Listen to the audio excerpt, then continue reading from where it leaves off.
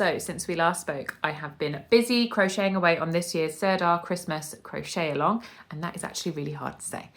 And it's been a bit of a week of two halves. So the first part of the week was making this panel.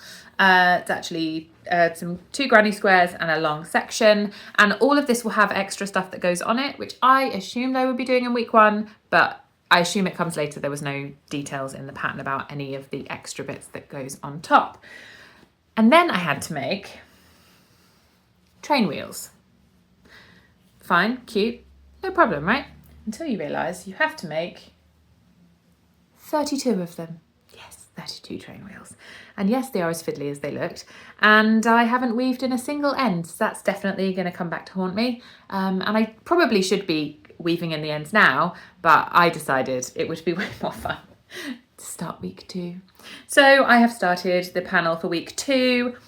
This is part of the main panel, and it's got these really cute little trains that come across, and each one's carrying a slightly different thing. Some of them are crocheted in like this, and others look like they're appliqued on the top.